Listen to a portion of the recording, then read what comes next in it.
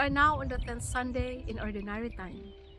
In the Gospel of St. Mark states in the preceding paragraph of chapter 3 that Jesus healed the sick and cast out demons during the Sabbath, which is not conformed to Jewish customs. Then the Pharisees initiated a scheme with the Herodians to kill him.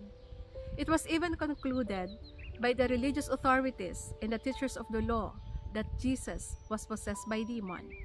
Unfortunately, these people unable to grasp the significance of Jesus' mission and his true identity that he is the Son of God. Many people experienced Jesus' compassion and miracles during his healing ministry, and they attest that he is truly the Son of God. Many became believers and they followed him.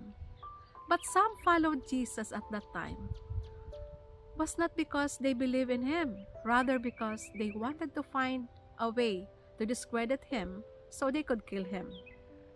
What a contradiction that these people did not recognize Jesus' affection and compassion and good intention to everyone, whereas the demon who possessed the two men recognized Jesus. In Matthew chapter 8, verses 28 to 32 says, "What do you want with us, Son of God? Did you come here to torture us before the right time?" Then the demons begged Jesus, "If you make us leave these men, please send us into the herds of pigs." Jesus said to them, "Go." So the demons left the men and went into the pigs. My dear brothers and sisters, let us examine and care for our hearts so that we can have a clean hearts as Jesus has, loving, compassionate, and forgiving. Ultimately, for us to recognize God's presence in our life.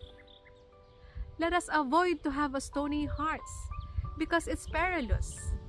It will lead us to unfruitful lives, lack of empathy, and concern for others, and inability to see the holiness and goodness of our neighbors. In the worst case scenario, we might become manipulative, self-righteous, self-centered, conceited, harsh, and inconsiderate of others. Let's examine our hearts. Yes, sometimes we have imperfection, but we can simply transform ourselves by being humble and by seeking forgiveness. Because the only key to solve conflict and mend a relationship is through forgiveness.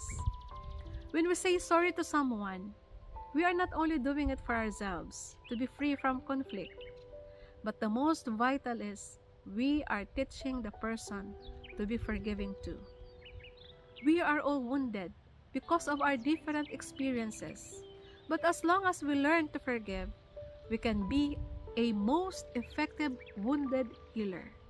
Because through our experiences, struggles, and vulnerabilities, we can develop a profound understanding and empathy for the pain of others.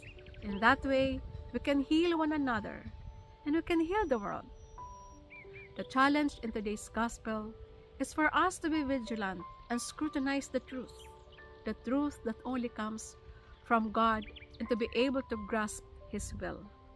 But how do we know that this is God's will and that truth is from Him?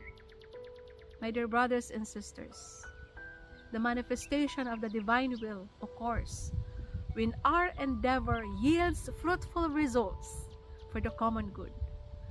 When one's experience joy, fulfillment, and happiness despite of challenges, and when it has good impacts, and that inspires and influences a lot of people. God is constantly at work in good deeds that will yield even more goodness, that grow in fruitfulness and generate positive and lasting impact to everyone. God is the source of all goodness, and He reveals to us His will through His words. Let us conform our way of life to the Holy Scriptures. Amen.